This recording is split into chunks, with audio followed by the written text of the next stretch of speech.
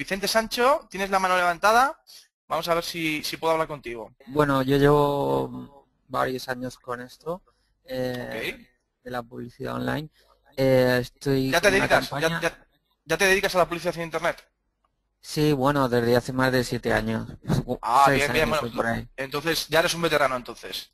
Yo he tenido más de 4.500 palabras clave en una web por SEO, o Ah, sea, muy por bien, muy bien. búsquedas naturales, ¿eh? Muy bien, muy bien, muy bien.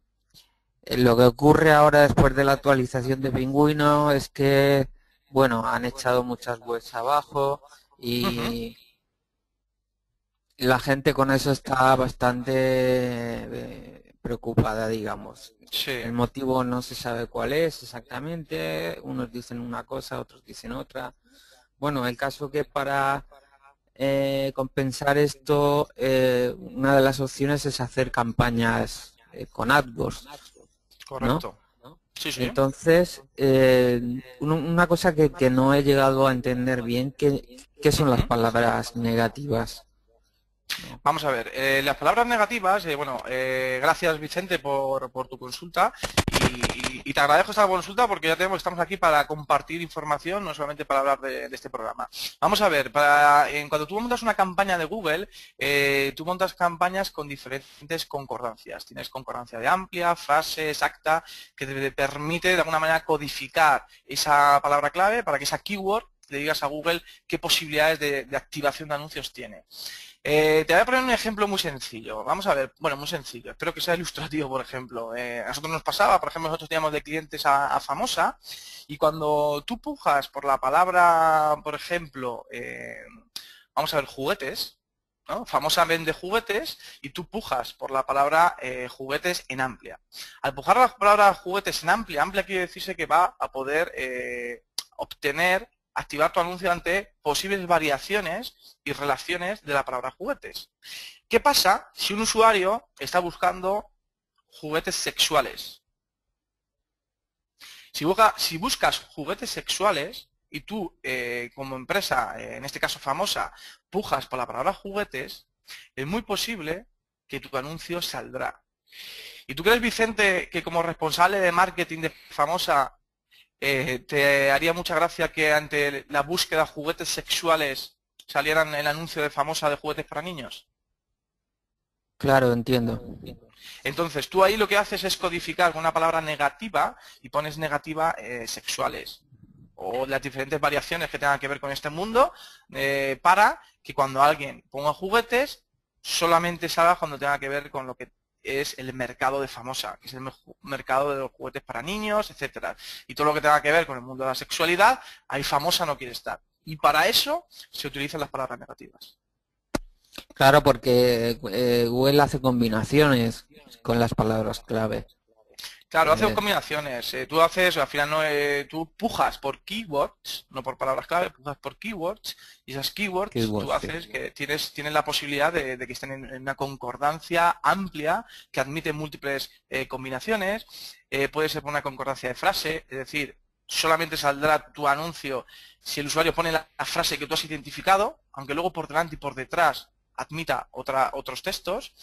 Puede solamente ser exacta, es decir, tú pones una keyword, una palabra, una frase clave, y si el usuario pone esa frase clave, activas tu anuncio. Si pones otra cosa que no sea exactamente igual, tu anuncio no sale. Entonces tiene que ser exacta.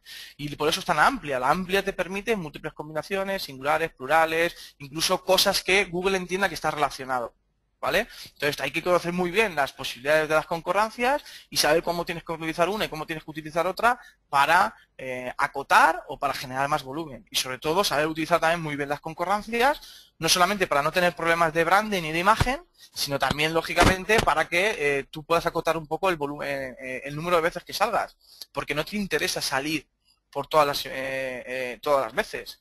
Hay un concepto que no sé si conoces, Vicente, que es el concepto del Quality Score, que al final, para tú salir posicionado en Google, no solamente es el que más dinero esté dispuesto a pujar, sino que también tiene un punto democrático que es el ranking en el que tú sales en el anuncio, en la página de resultados de Google, depende del CPC, del coste por clic que tú estés dispuesto a pujar, pero también depende de un factor de calidad. Y ese factor de calidad, el punto más importante es el CTR, que es la tasa de respuesta. Es decir, de cada 100 impresiones, 5 te han hecho clic, con lo cual tienes un 5% de CTR. Entonces, y otro tiene que de cada 100 impresiones tiene 10 clics, tiene un 10% de CTR. Entonces Google va a premiar... ¿Perdona? Esto, que entiendo que esto te hace subir, digamos. Claro, efectivamente. Cuando tú tienes un CTR mayor, vas a poder mejorar tu ranking o por lo menos mantener tu ranking pagando menos. Entonces todo esto es una parte de la teoría que tiene Google, que hay que saber, que hay que entender y que luego te ayudará a poder optimizar, ¿no? Entonces, por eso los costes publicitarios están en tu mano. Tú podrás estar más arriba o más abajo, podrás pagar menos o podrás pagar más en función no solamente de ponerle más dinero a la puja, sino de lo bueno que tú seas publicitariamente hablando.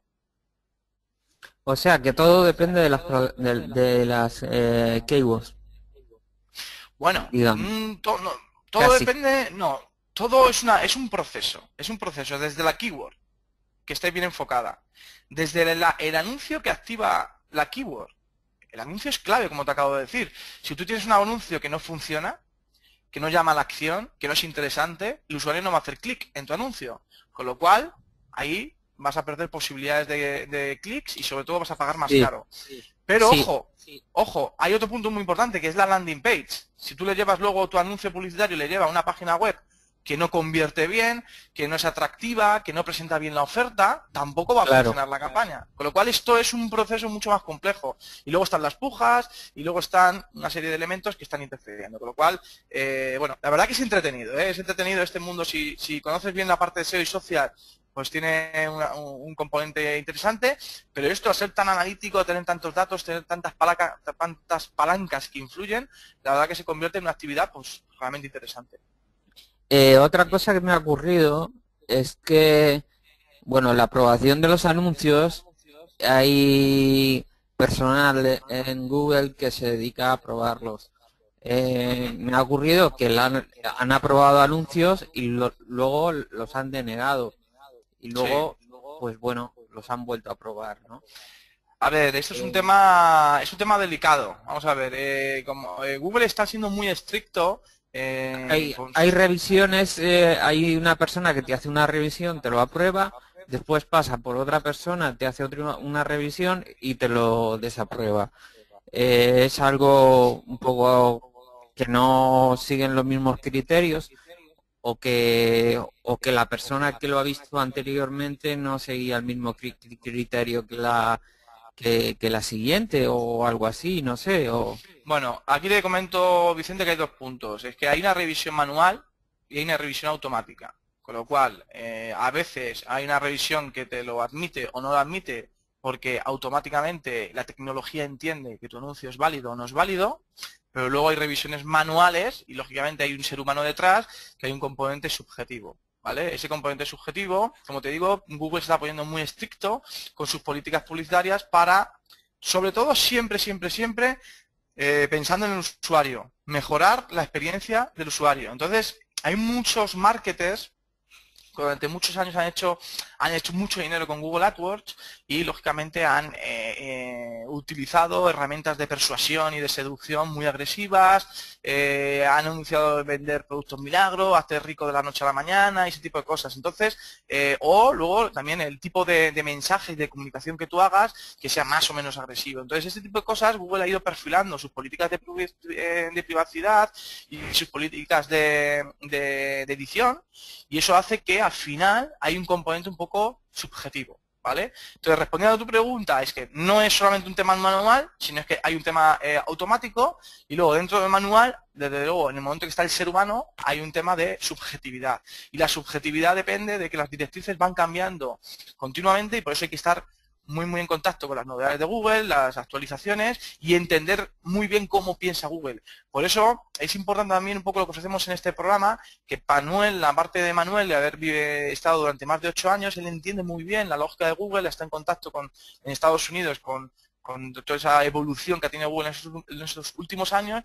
Y entonces, desde el mundo de la agencia, a veces hacemos una serie de cosas, pero hay que entender también muy bien el porqué de Google y el por qué hace esas cosas, porque normalmente tiene un razonamiento por detrás. Y ese razonamiento, aunque muchos le critiquen y digan que es por sus intereses y demás, al final, créeme, que si piensas siempre en dar una buena experiencia al usuario, en no hacer falsas promesas, en hacer una publicidad directa, no engañosa, y ese tipo de cosas, no tendrás problemas con Google.